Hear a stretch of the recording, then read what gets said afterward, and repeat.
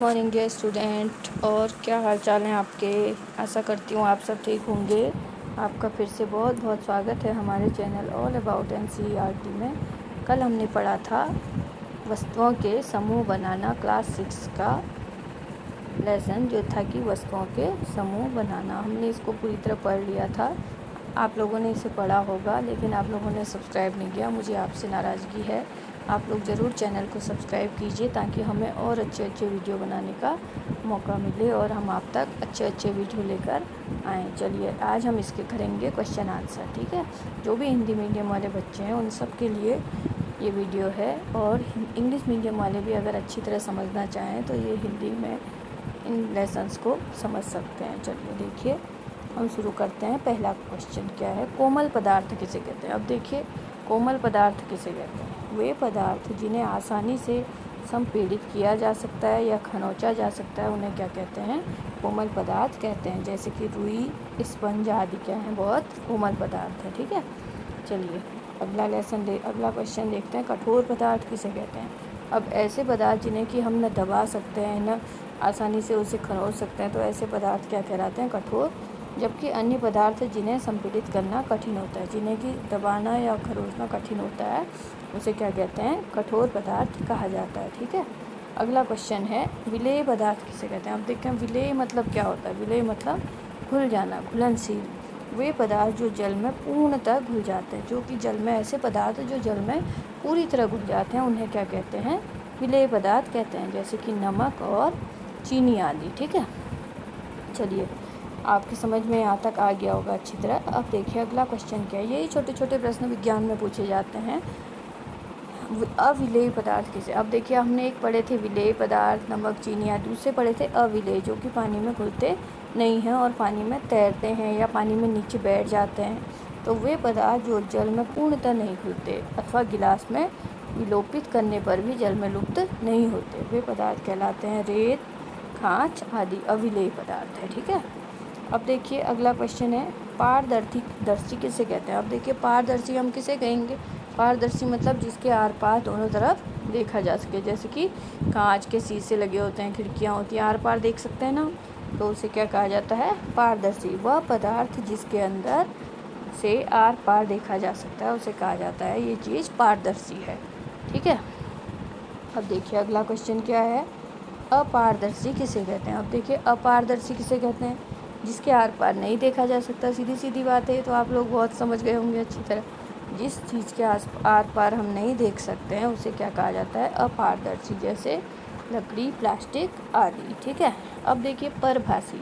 हमने एक चीज़ आपको और बताई थी कि पारभासी क्या होता है। पारभासी किसे कहते हैं, ऐसे पदार्थ जिनसे होकर वस्तुओं को देख सकते हैं परंतु स्पष्ट नहीं। ऐसी चीज़ें जिससे कि हम वस्तुएं हमें दिख तो जाती हैं लेकिन स्पष्ट रूप से नहीं दिख सकती, तो उसे हम कहते हैं पारभासी। जैसे पॉलीथीन की थैली के अंदर कुछ है, दिखता है ना, लेकिन स्पष्ट नहीं दिखता है कि क्या है। ऐसे तेल, कागज़ आदि में भी स्पष्ट दिखता नहीं है, तो वो क्या चीज़ें हैं, पारभासी चीज़ें हैं, ठीक है। चलिए अगला क्वेश्चन देखते हैं, हम वस्तुओं को समूह में क्यों बांटते हैं। अब अगला क्वेश्चन पूछा जा रहा है कि हम वस्तुओं को समूह में क्यों बांटते हैं। तो वस्तुओं को उनकी सुविधा, गुणों के अध्ययन के अनुसार अध्ययन के लिए हम उनको एक समूह में बांटा जाता है, ठीक है। अगला क्वेश्चन, निम्नलिखित को मैं समूह में मेल न खाने वाला ज्ञात कीजिए। अब ये देखिए इनमें 4 समूह आपको दिए गए हैं, इनमें आपको ऐसा बताना है जो इनमें मेल नहीं खाता। आप देखो कुर्सी, पलंग, मेज, बच्चा, अलमारी। तो इसमें क्या चीज़ मेल नहीं खाती है, देखो कुर्सी लकड़ी से बनती है, पलंग भी बनती है, मेज भी बनती है, अलमारी भी, लेकिन बच्चा इसमें क्या है, अलग चीज़ है, ठीक है। ऐसे ही अगला है गुलाब, चमेली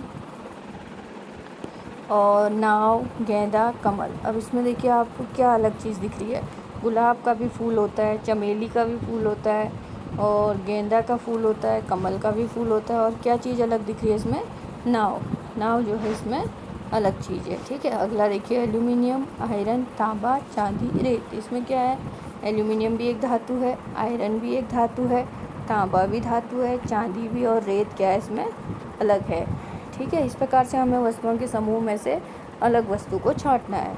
अगला देखिए चीनी, नमक, रेत, कॉपर, सल्फेट। इसमें क्या चीज़ अलग है बताओ। देखो चीनी भी ऐसी है, नमक है, कॉपर भी है, सल्फेट भी है, ठीक है। इसमें भी रेत अलग चीज़ है, ठीक।